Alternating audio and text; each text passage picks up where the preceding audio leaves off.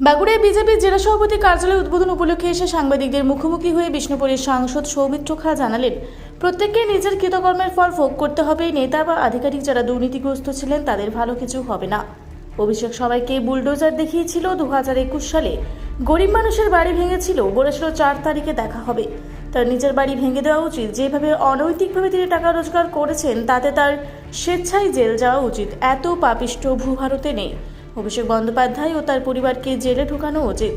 20 জন তৃণমূল সাংসদ আমাদের সাথে যোগাযোগ রেখে চলেছেন, 50 জন বিধায়ক বিধানসভায় যাচ্ছেন না।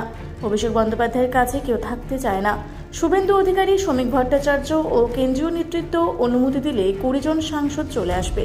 কেউ আশ্রয় চাইলে আশ্রয়দাতা হিসেবে শুভেন্দু অধিকারী, শ্রমিক ভট্টাচার্য এবং কেন্দ্রীয় নেতৃত্ব যা সিদ্ধান্ত নেবেন আমরা তা মেনে নেব।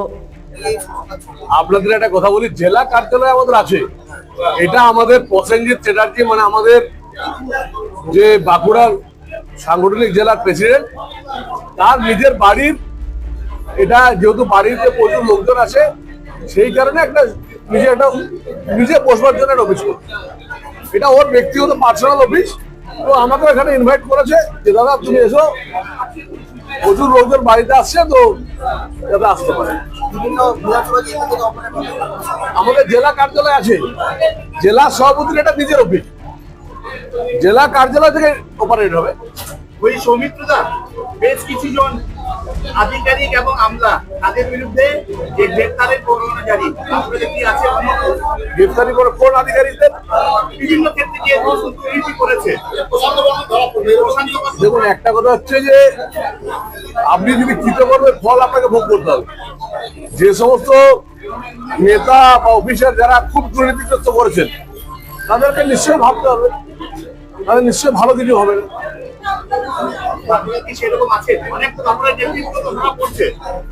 বাঁকুড়ায় থাকলে সেটা প্রভাবিতভাবে জানবেন। আমাদের দল ঠিক করবে কারা আসবে কারা আসবে না, এটা দল ঠিক করবে। এখনো সেই সময় আসেনি। ও তো সবাইকে বুলডোজার দেখিয়েছিল, ও তো সবার বাড়ি ভেঙেছিল, গরিব মানুষের বাড়িগুলো ভেঙেছিল 2021 পরে।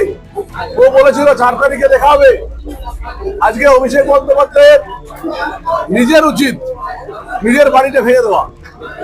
এত অনৈতিক ভাবে অর্থ ইনকাম করেছে, গরিব মানুষের টাকা রোজগার, গরিব মানুষের টাকা যে শোষণ করেছে, তাতে ওর নিজের উচিত স্বেচ্ছায় জেল যাওয়া।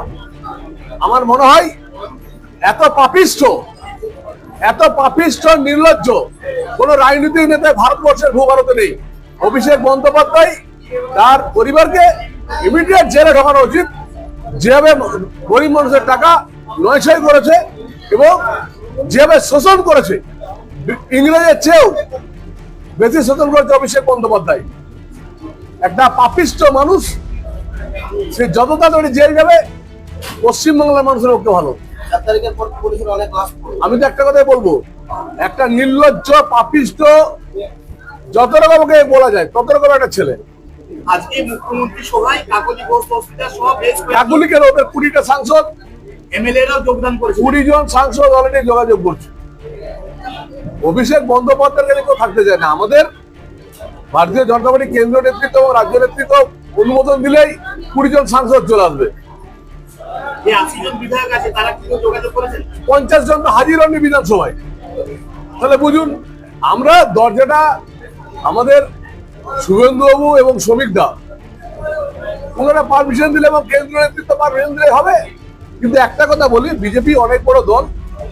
বিজেপিতে আমাদের যারা অ্যাক্টিভ মেম্বারশিপ আছেন, বিজেপিতে যারা দীর্ঘদিন আছেন, তারা বিজেপি দলটা চালাবেন। এবারে কেউ যদি ধরুন আশ্রয় চান, আশ্রয়দাতা হিসাবে আমাদের মালিক হচ্ছে শ্রমিক দা, শুভেন্দুবাবু, কেন্দ্রীয় নেতৃত্ব। আমরা দল যা ডিসিশন নেবে আমরা মেনে নেব। আপনার কি বললাম, রাজনীতিক কখনোই একইভাবে থাকে না। রাজনীতিক সবসময় পট পরিবর্তন হয়। এখন পুরোটাই নির্ভর করবে কেন্দ্রীয় নেতৃত্ব এবং রাজ্য নেতৃত্বের উপরে। কোনোটাই হ্যাঁ অথবা না বলা যায় না, এটাই রাজনীতি। 27 পৌরসভা নির্বাচন, 28 লোকসভা নির্বাচন, কি মনে করছেন? মানুষ ভোট দিয়েছেন। আমার মনে হয় পৌরসভা ভোটে একটা ভোট হয়নি, গ্রাম পঞ্চায়েতে ভোটে মানুষ ভোট দিতে পারেনি। মানুষ ভোট দেবেন। আমরা 71% মানুষ ভোট দিয়েছেন ফলতাতে।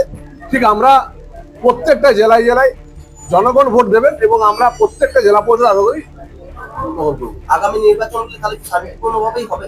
এই দেখলেন তো ফলতাতে হলো, কোথাও অশান্তি দেখছেন? একটা তো লাশ পড়েনি, কিন্তু তৃণমূল কংগ্রেস যদি করতো তাহলে প্রচুর লাশ পড়ে যেত। বাঁকুড়া থেকে মানিক কর্মকারের রিপোর্ট, রূপসী বাংলা মিডিয়া। পুরুলিয়ায় পাত্রপাত্রী যোগাযোগের একমাত্র বিশ্বস্ত প্রতিষ্ঠান বিবাহ পরিচয়। আপনার মনের মতো জীবনসঙ্গী খুঁজতে পাশে রয়েছে বিবাহ পরিচয়। তাই আর দেরি না করে আজই যোগাযোগ করুন বিবাহ পরিচয়।